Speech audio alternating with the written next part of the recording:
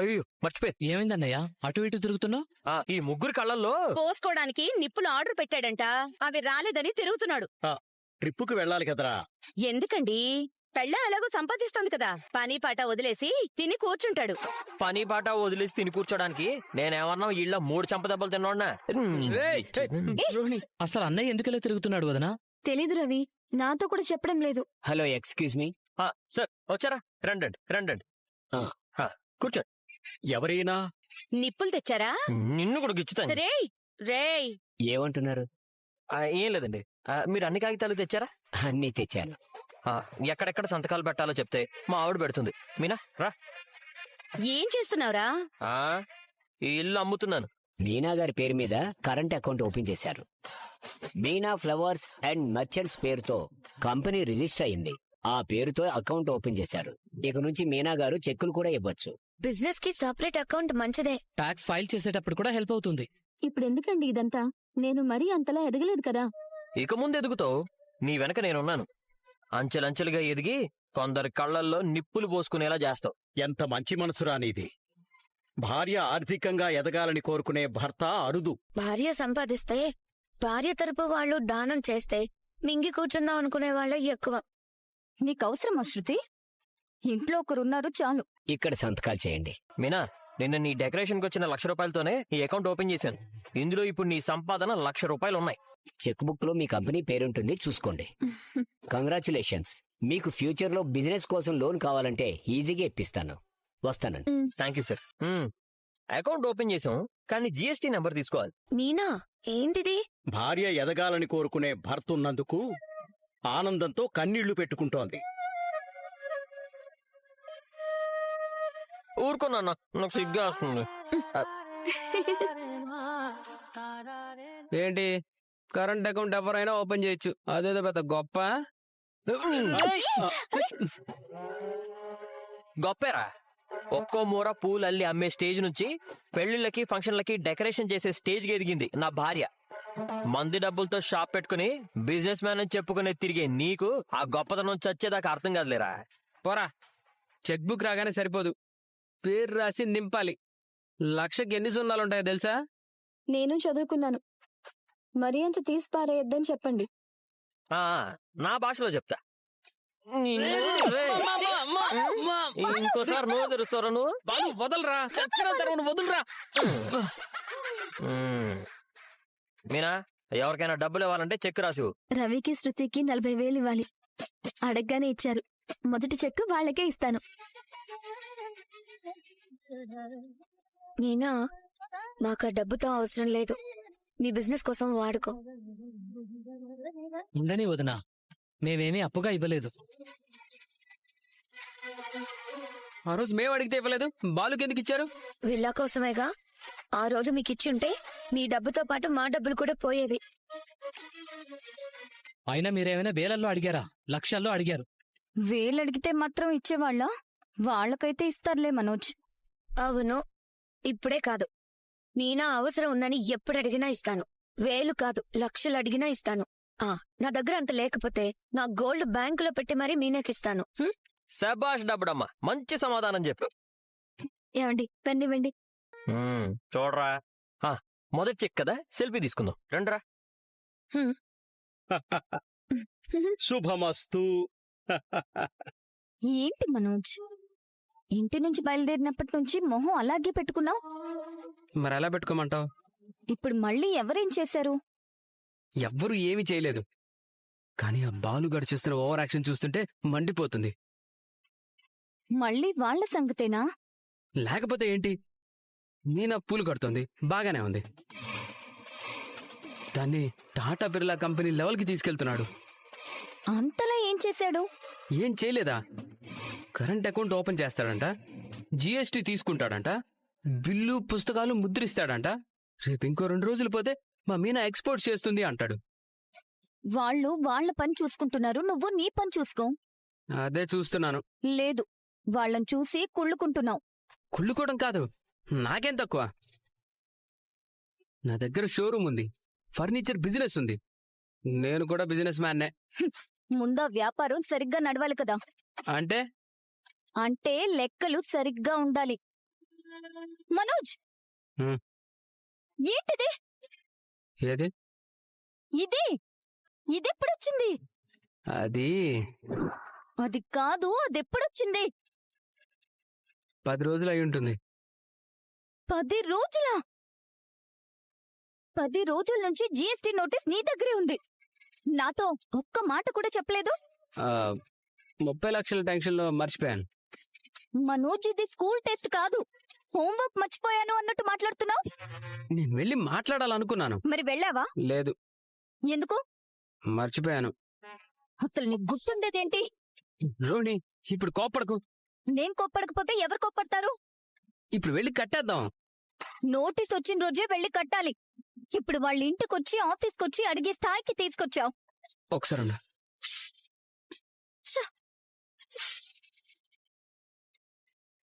రండి సార్, కొత్త డిజైన్స్ వచ్చాయి, చూడండి. మాకు డైనింగ్ సెట్ అవసరం లేదు. మరి మనోజ్ గారు మీరేనా? అవును సార్. మేము జిఎస్టీ డిపార్ట్మెంట్ నుంచి వచ్చాం. లాస్ట్ మంత్ జిఎస్టీ పే చేయలేదు. నోటీస్ పంపించాం, దానికి సమాధానం కూడా రాలేదు. సార్, నిజానికి నేను కొంచెం వ్యక్తిగత సమస్యల్లో ఉండి మర్చిపోయాను సార్. మీ వ్యక్తిగత సమస్యలు మాతో ఎందుకు చెప్తున్నారు? మాకు జిఎస్టీ కావాలి, సమాధానం కావాలి. నిజంగా మర్చిపోయాను సార్. అంటే జిఎస్టీ కట్టడం కూడా మర్చిపోతారా? అది కాదు సార్. మీరు చదువుకున్నవారే కదా. అవును సార్, నేను చాలా డిగ్రీలు చేశాను, బిజినెస్ మేనేజ్మెంట్ కూడా చదివాను. అయితే గడువులోగా జీఎస్టీ కట్టాలని తెలియదా? నోటీస్ వస్తే స్పందించాలని తెలీదా? మేము షోరూమ్ సీజ్ చేయడానికి వచ్చాం. సీలా? అవును. సార్, అలా చేయొద్దు సార్, ప్లీజ్. అయితే డబ్బు కట్టండి. సార్ ప్లీజ్ సార్, ఒక్కసారి నేను చెప్పేది వినండి. చెప్పండి. మేము 30 లక్షలు మోసపోయాం. ఆ టెన్షన్లో. మేడం, మేం మీ బాధను తక్కువ చేయడం లేదు, కానీ చట్టం ముందు అందరూ ఒకటే. ఈ నెల జిఎస్టీ చెల్లించాలి. కొంచెం గడువివ్వండి సార్. ఇప్పటికే 10 రోజులు గడువిచ్చాం. సార్, నేను కావాలని చేయలేదు. అందరూ అదే చెప్తారు. నిజంగా చెప్తున్నాను సార్. సరే, ఇప్పుడు 3 లక్షలు చెల్లించండి. ఇప్పుడేనా? అవును. అంత డబ్బు ఇప్పుడు లేదు సార్. అయితే షోరూమ్ మూసేయండి. 2 రోజులు టైం ఇవ్వండి సార్. లేదు. రేపు కట్టేస్తాం సార్. లేదు. సార్, నా పరువు పోతుంది సార్. ప్రభుత్వానికి డబ్బు కట్టకుండా ఉండడం మంచిది కాదు. సరే, 3 గంటలు టైం ఇస్తాం, ఈ లోపు కట్టండి. 3 గంటలా? అవును. 3 గంటల్లో డబ్బు కట్టకపోతే వచ్చి సీల్ వేస్తాం. ఈసారి మేము చెప్పింది చేసి చూపిస్తాం. సార్, ఇక్కడేం చేస్తున్నారు? వెళ్ళి పని చూసుకోండి. ఇప్పుడు చెప్పు, ఏం చేద్దాం? నిజంగా మర్చిపోయాను రోహిణి. అదే నీ సమస్య. బాధ్యతలు మర్చిపోతావు, సమస్యలు మాత్రం గుర్తుంటాయి. నన్ను తిట్టకు, నాకిప్పటికే భయంగా ఉంది. నాకేమైనా ధైర్యంగా ఉందా? నాకు భయంగానే ఉంది. 3 లక్షలు ఎక్కడి నుంచి తీసుకురావాలి? అదే నేను కూడా ఆలోచిస్తున్నాను. అకౌంట్లో కూడా లేవు. నాకు తెలుసు. ఫ్రెండ్స్ని అడిగినా ఇవ్వరు. అది కూడా తెలుసు. అయితే రోహిణి, ఏంటి? మీ మలేషియా మావయ్య, అయ్యో, ఆయన అడుగు. ఇప్పుడా? అవును, నా వల్ల కాదు. దయచేసి అడుగు రోహిణి, మన పరుగు కోసం ప్లీజ్. వదులు. ఈసారి కాపాడు ప్లీజ్. ప్రతి సమస్య వచ్చినప్పుడు మా మావయ్య గుర్తొస్తాడా? ఇప్పుడు ఆయన తప్ప ఇంకెవరు గుర్తొస్తారు? మనోజ్, నువ్వు కాదంటే నాకు గుండె ఆగిపోతుంది. డ్రామా లాపో. నిజంగానే చెప్తున్నాను రోహిణి. నిన్ను చూస్తుంటే కోప్పడాలో జాలిపడాలో నాకు అర్థం కావడం లేదు. ముందు 3 లక్షలు అడ్జస్ట్ చేయి, తర్వాత ఏది కావాలంటే అది చెయ్యి. సరే, ట్రై చేస్తాను. నిజమా? ట్రై చేస్తాను అన్నాను, డబ్బు తెస్తాను అనలేదు. ప్లీజ్ రోహిణి, నువ్వే దిక్కు నాకు. ఇక నుంచి ఏ కాగితం వచ్చినా ముందు నాకు చూపించు. లేకపోతే ఒకరోజు షోరూంకి కాదు, నిన్నే తాళం వేసి బయట నిలబెడతారు. 3 గంటలు, 3 లక్షలు, 3 లక్షలు. ఓకే బాలు. నానా నానా నానా నానా ఓ, మర్చిపోయావు. ఏం నానా నువ్వు సాధారణంగా బుధవారం మాత్రమే కదా స్కూల్కి వస్తావు, ఈ రోజు ఎందుకు రావడం? ఏదో ముఖ్యమైన విషయం ఉందని పిలిచారా? నువ్వు ఇలా పిలిచిన ప్రతిసారి పరిగెత్తుకుంటూ వస్తుంటే వాళ్ళు ప్రతిరోజు రమ్మంటారు. వాళ్ళకి అవసరం ఉంటేనే పిలుస్తారా? నేనేం చిన్నపిల్లాన్ని కాదు. నువ్వు వెళ్ళి నీ పని చూసుకో. సరే, కానీ మధ్యాహ్నం భోజనం మాత్రం మర్చిపోవద్దు. ఆకలవుతుందో లేదో కూడా నువ్వే చెప్పాలా నాకు? ఏంటో రాను రాను ఈ ఇంట్లో నా మాటకి విలువ తగ్గిపోతుంది. అది నీ మాటల వల్లే అయి ఉంటుందిలే. ట్రిప్కెళ్ళు. సరే. జాగ్రత్త. అంకుల్ ఏరా హీరో, ఎలా ఉన్నావు? చాలా బాగున్నాను అంకుల్. మీరు? నేను బాగున్నాను. బాలు ఏంటి ఇక్కడున్నాడు? రేయ్ చింటూ, నువ్వు ఈ స్కూల్లో చదువుతున్నావా? అవును అంకుల్. అవును బాబు, ఇక్కడే చేర్పించాం. అలాగా. మిమ్మల్ని కలవడం మాత్రం చాలా కష్టం అయిపోయింది. మేము ఫోన్ చేసినా సరిగ్గా మాట్లాడరు, ఎక్కడ ఉంటున్నారో చెప్పరు. పాపం మీనా అయితే మీ గురించి ఎప్పుడు అడుగుతూనే ఉంటుంది. అదేం లేదు బాబు, ఆరోగ్యం బాగలేదు, అందుకే ఎవరితోనూ మాట్లాడటం లేదు. నిజం చెప్పండి, నా మీద ఏమైనా కోపం ఉందా? అయ్యో లేదు బాబు, మీరు మాకు సాయం చేశారు, మీ మీద మాకెందుకు కోపం ఉంటుంది? మరి ఇలా దూరంగా ఎందుకుంటున్నారు? పరిస్థితులు అలా ఉన్నాయి బాబు. అయ్యో, ఇది ఇప్పుడే ఫోన్ చేస్తుందంటే. ఎవరో ముఖ్యమైన వాళ్ళు అయి ఉంటారు, మాట్లాడండి. వద్దులే బాబు, నేను తర్వాత మాట్లాడతాను. సరే, మేము వెళ్తాము, రారా. ఆ, ఇంకా బెల్ కొట్టలేదు కదా, అంత తొందర ఏముంది? నేను చింటూకి చాక్లెట్లు ఇప్పిస్తాను. వద్దు బాబు, వాడికి ఇప్పుడేం వద్దు, పొద్దున్నే టిఫిన్ చేశాడు. అయ్యో, నా దగ్గర మొహమాటం ఎందుకు? పచ్చింటూ పదండి అంకుల్. పద. అమ్మమ్మ. మీరేం కంగారు పడకండి, వాడిని నా కొడుకులా చూసుకుంటాను. జాగ్రత్తగా తీసుకెళ్లి జాగ్రత్తగా తీసుకొస్తాను. పద. ఏంటమ్మా ఇది? ఎన్నిసార్లు ఫోన్ చేయాలి? ఎందుకు ఎత్తట్లేదు? ప్రాణాలు పోతున్నాయి ఇక్కడ. నేనున్న పరిస్థితి అలా ఉంది, మరి ఎలా మాట్లాడమంటావు? మంటల్లో ఉన్నావా ఏంటి? తంటాల్లో ఉన్నాను. ఏమైంది? ఎందుకలా మాట్లాడుతున్నావు?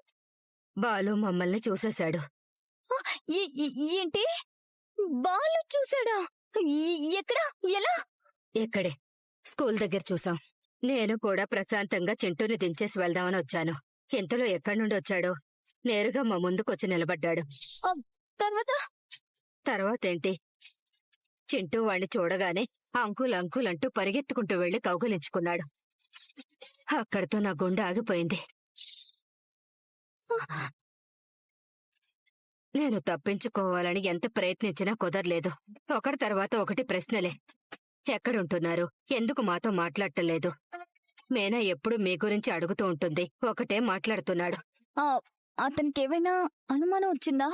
ఇంకా రాలేదు, కానీ ఇంకో 5 నిమిషాలు మాట్లాడితే వచ్చేస్తుంది. బాలు గురించి తెలుసు కదా, ఒక విషయం మనసులో పడితే వదిలిపెట్టడు. అదే కదా నా భయం. నీ భయం ఇప్పుడు నాకు కూడా వచ్చింది. పైగా నువ్వు ఫోన్ చేస్తుంటే నా గుండె దడదడ ఇంకా పోలేదు. అవును, చింటూ ఇక్కడ. అది ఇంకో కష్టం. ఏమైంది? చాక్లెట్ కొనిస్తానని బాలు తీసుకెళ్లాడు.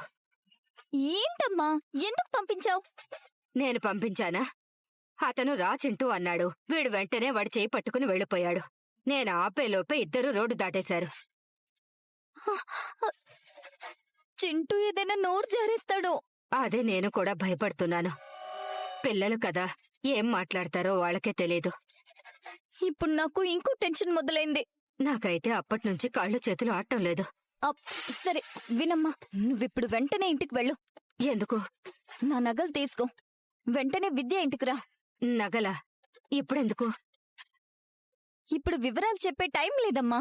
షోరూమ్ దగ్గర పెద్ద సమస్య వచ్చింది. ఏమైంది మళ్ళీ?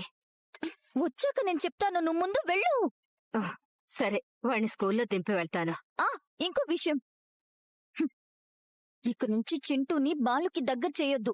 నాకు మాత్రం పంపాలనుందా? అతనే తీసుకువెళ్ళాడు. వీడే పరిగెత్తుకుని వెళ్ళాడు. నేను సీరియస్ గా చెప్తున్నానమ్మా. ఒక్క చిన్న తప్పు జరిగినా పెద్ద సమస్య అవుతుంది. సరే, జాగ్రత్తగా ఉంటాను. అమ్మా, వాళ్ళు వస్తున్నారు, తర్వాత మాట్లాడదాం. సరే సరే, నేరుగా విద్య ఇంటికొచ్చేసే, మర్చిపోవద్దు. సరే. వీడికి చాక్లెట్ కొనడం అంటే యుద్ధం చేసినట్టుంది. అంకుల్ అబద్ధం చెప్తున్నారు. ఒకటే తీసుకున్నాను, ఆయనే 2 కొన్నారు. చూసారా, నా పైన నెట్టేస్తున్నాడు. ఎందుకంటే మీరు మంచి అంకుల్ కాబట్టి. చిన్న వయసులోనే మాటలు బాగా నేర్చుకున్నావే. రా చింటూ, లోపలికి వెళ్దాం. అదేంటి, ఇంకా బెల్ కొట్టలేదు కదండి? వాళ్ళ టీచర్ ముందే రావాలని చెప్పింది బాబు. అలాగా, సరే. నువ్వురా. అవునండి, ఒక్క విషయం చెప్పండి. మీనా నిజంగానే మీ గురించి చాలా మాట్లాడుతుంది. మీరు కనిపిస్తే ఎంత సంతోషపడుతుందో మీకు తెలీదు. సుగుణమ్మ గారిని ఒకసారి కలవాలి అంటోంది. మీరిలా దూరంగా ఉండడం మాకు నిజంగా బాధగా ఉంది. ఏమీ అనుకోవద్దు బాబు. పరిస్థితులు అలా.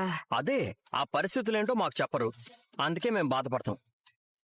మనుషుల్ని సంపాదించడం కష్టం, అందుకే మేము బంధాలని అంత తొందరగా వదులుకోం. మీ మీద మాకు ఎలాంటి కోపం లేదు బాబు. సరే, ఒకరోజు నేను మీనాన్ని తీసుకొని వస్తాను. ఈసారి మాత్రం తప్పించుకోకండి. అలాగే బాబు. మాటిచ్చారు.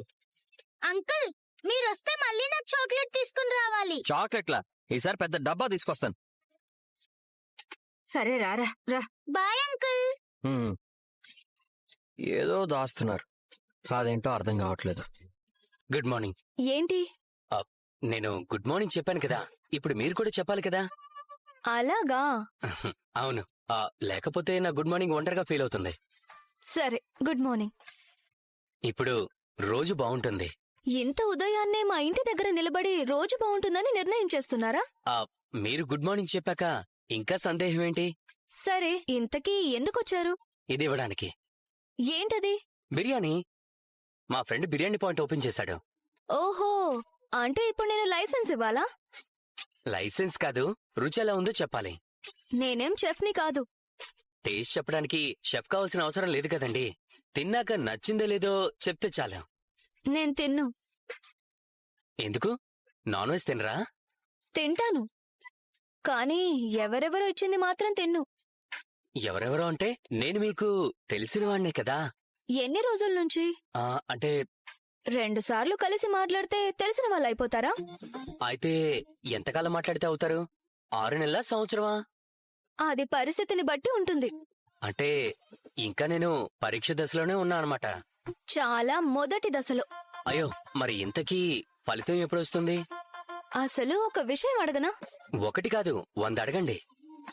పదే పదే మా ఇంటికెందుకు వస్తున్నారు? నిజం చెప్పనా? అబద్ధం చెప్పకండి. మీరు నాకు చాలా ఇష్టం, అందుకే వస్తున్నాను. నిజంగానే నేను చాలా మందిని చూశాను, కానీ ఎవరిని చూసినా ఇలా అనిపించలేదు. మిమ్మల్ని చూసిన తర్వాతనే మళ్ళీ చూడాలనిపించింది, మాట్లాడాలనిపించింది, నవ్వాలనిపించింది. ఇప్పుడు ఇలా బిర్యానీ పట్టుకుని మీ ముందు నిలబడాలనిపించింది. మీకు నచ్చితే సరిపోతుందా? నాకు నచ్చాల్సిన అవసరం లేదా? అది కూడా ఉంది, అందుకే ప్రయత్నిస్తున్నాను. ఓహో, అంటే ఇదంతా ప్రయత్నమా? అవును. మొదటి దశ బిర్యానీ, 2వ దశ టీ, 3వ దశ స్నేహం, 4వ దశ. ఆపండి. ముందే ప్లాన్ మొత్తం చెప్పేస్తే ఇంట్రెస్ట్ పోతుంది. సరే, కానీ ఒకరోజు నేను కూడా మీకు నచ్చేస్తాను. అంత నమ్మకమా?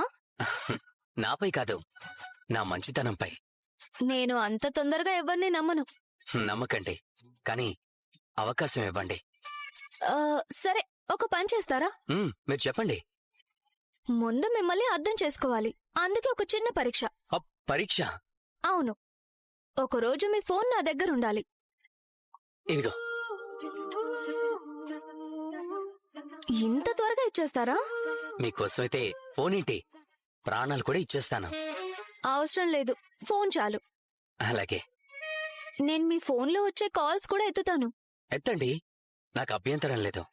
కానీ కానీ ఆ వాటర్ క్యాన్ ఇచ్చే అబ్బాయి ఫోన్ చేస్తాడు, 2 రోజుల తర్వాత రమ్మని చెప్పండి. అంతేనా? నేనింకా ఏవో రహస్యాలు బయటపడతాయేమో అనుకున్నాను. నా జీవితంలో రహస్యాల కంటే బకాయిలే ఎక్కువ. అది మాత్రం నిజాయితీగా చెప్పారు. నాకు అబద్ధాలు చెప్పడం రాదు. అది కూడా పరీక్షలో భాగమే.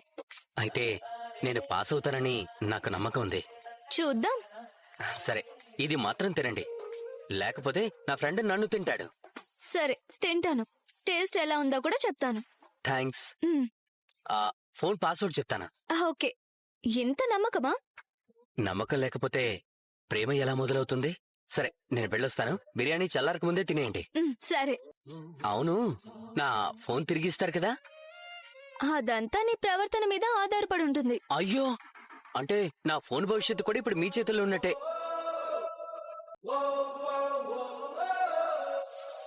మీనాకి కాల్ చేద్దాం ఒకసారి. హలో విద్య, ఏం చేస్తున్నావు? పూలు కడుతున్నాను. నువ్వు చెప్పు. చాలా సంతోషంగా ఉన్నట్టున్నావే. సంతోషమో కాదో నాకు తెలీదు, కానీ నీ ప్లాన్ మాత్రం బాగా పనిచేసింది. ఏమైంది? నువ్వు చెప్పినట్టే అడిగాను. పాపం, నేను ఫోన్ కావాలి అన్న వెంటనే ఇచ్చేశాడు. ఒక్క క్షణం కూడా ఆలోచించలేదు. అవునా? అంత తొందరగా ఇచ్చేశాడా? అదే నాకు ఆశ్చర్యంగా ఉంది. ఈ రోజుల్లో ఫోన్ అంటే మనుషులకి ప్రాణం కంటే ఎక్కువ అయిపోయింది. కాని నేను అడిగిన వెంటనే తీసి నా చేతిలో పెట్టేశాడు. మరేమన్నాడు? అదే అసలు కామెడీ. మీకోసం నా ఫోన్ ఏంటండి, అడిగితే నా ప్రాణాలు కూడా ఇచ్చేస్తానన్నాడు. పాపం. అయితే నిజంగానే నిన్ను చాలా ఇష్టపడుతున్నట్టున్నాడు. అదే నాకు అర్థం కావట్లేదు. నేను జీవితంలో చాలా మందిని చూశాను. మాటల్లో బంగారంలా ఉంటారు, పనుల్లో ఇంకొకలా ఉంటారు. అందర్నీ అంత ఈజీగా నమ్మలేము. అది నిజమే. నమ్మకం అనేది ఒక్క రోజులో రాదు, కొంచెం సమయం పడుతుంది. కానీ ఒక విషయం మాత్రం ఒప్పుకోవాలి. నేను ఫోన్ అడుగుతానని అతను అస్సలు ఎక్స్పెక్ట్ చేయలేదు. అయినా అడిగిన వెంటనే ఇచ్చేశాడు.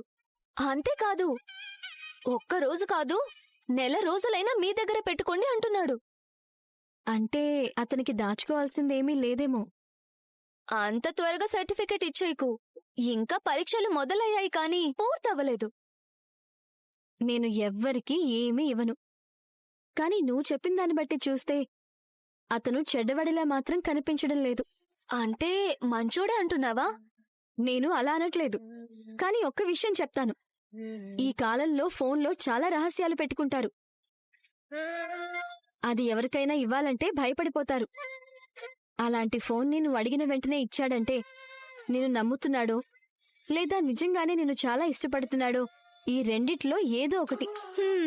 అది కూడా నిజమే. మరిప్పుడైతే ఏం చేయాలనుకుంటున్నావు? అది నిన్నే అడగాలనుకున్నాను. ఇప్పుడు తర్వాత స్టెప్ ఏంటి? ఫోన్ తీసుకున్నాను, తర్వాత అతన్ని అర్థం చేసుకోవాలి, మాట్లాడాలి, గమనించాలి. కోపం ఎలా వస్తుంది, ఇతరులతో ఎలా ప్రవర్తిస్తాడు, ఇంట్లో వాళ్ళ గురించి ఎలా మాట్లాడతాడు, ఇవన్నీ చూడాలి. అంటే నేరుగా ప్రేమలో పడిపోకూడదా? అది నేను చెప్పాలా? నువ్వు చిన్నపిల్లవి కాదు కదా. అది కాదు, నువ్వైతే ఏం చేస్తావు? నేనా? ముందు మనిషిని తెలుసుకుంటాను, తర్వాతే నిర్ణయం తీసుకుంటాను. మంచి మనిషి అయితే దగ్గర చేసుకుంటాను, కాదనిపిస్తే దూరంగా ఉంటాను. నువ్వు చెప్పేది బాగానే ఉంది. జీవితాంతం మనతో ఉండే మనిషిని ఎంచుకోవడం అంటే చిన్న విషయం కాదు. ఒక్కరోజు మాట్లాడి నిర్ణయం తీసుకోకూడదు. సరే, మరి ఫోన్ తిరిగిచ్చేటప్పుడు నీ నెంబర్ ఇవ్వు, అతను కాల్ చేస్తాడు, మాట్లాడడం మొదలవుతుంది. అప్పుడు అసలు మనిషి ఎవరో తెలుస్తుంది. అయితే ఇప్పటి నుంచి నేను కూడా మాట్లాడొచ్చా? ఎందుకు మాట్లాడకూడదు? మాట్లాడడం తప్పు కాదు, నమ్మేయడమే తొందరపాటు. ఆ రెండిటికి తేడా ఉంది. నిజం చెప్పాలంటే అతను మాట్లాడుతున్నప్పుడు నటిస్తున్నట్టు అనిపించలేదు, చాలా అమాయకంగా అనిపించాడు. అదే నేను కూడా అంటున్నాను. కానీ మనం అలా అనుకోవడం వేరు, నిజంగా అతను ఎలా ఉంటాడో తెలుసుకోవడం వేరు. అందుకే తొందరపడకు, నెమ్మదిగా తెలుసుకో. సరే మేడం, మీ సలహా ప్రకారమే ముందుకు వెళ్తాను. అయ్యో, నేనేదో పెద్ద సలహాదారుని అయినట్టు మాట్లాడకు. నువ్వే నా సలహాదారువి, అందుకే ఫోన్ చేశాను. సరే, జాగ్రత్త.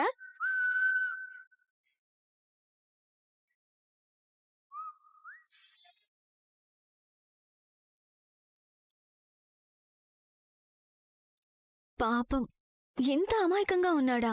లేక నేను అనుకున్న దానికంటే తెలివైనవాడా? చూద్దాం మురళి, నిజంగా నువ్వు ఎలాంటి వాడివో.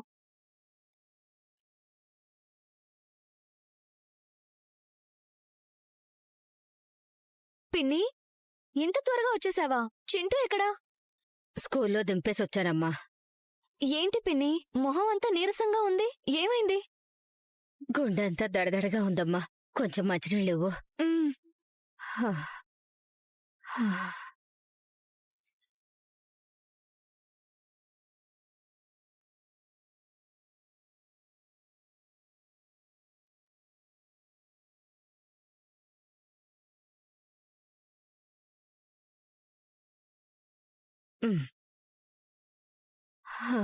ఏమైంది?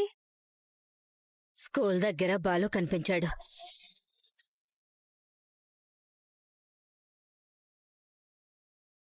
బాలు చూశాడా? ఆ, చూశాడు. చింటూతో మాట్లాడాడు. నాతో కూడా చాలా మాట్లాడాడు. అయ్యో ఏదోలా మాట్లాడి తప్పించుకున్నాను. కానీ ఇంకో 2 నిమిషాలు అక్కడ నిలబడితే ఇంటి అడ్రస్ అడిగి మరీ ఇంటికొచ్చేవాడు. బాలుకి దొరికితే అంతే. నాకు కూడా అలాగే అనిపించింది. పాపం ఆ అబ్బాయి మాత్రం చాలా ఆప్యాయంగా మాట్లాడుతున్నాడు. అందుకే ఇంకా భయం వేసింది. అంటే మన మీద అనుమానం లేదు, కానీ మనం దూరంగా ఉంటున్నాం ఎందుకు అన్నది మాత్రం తనకు అర్థం కావడం లేదు. అమ్మా వచ్చావా? వచ్చాను. తెచ్చావా? ఆ, ఎదుగో.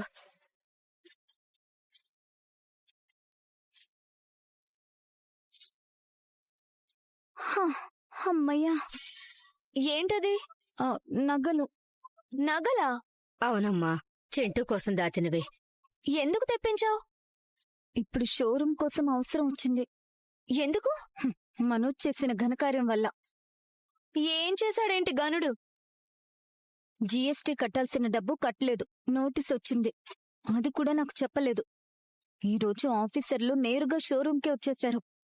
అయ్యో అయ్యో కాదు, అక్కడ వాళ్ళు షోరూం మూసేస్తామని షాక్ ఇచ్చారు. అదేంటమ్మా?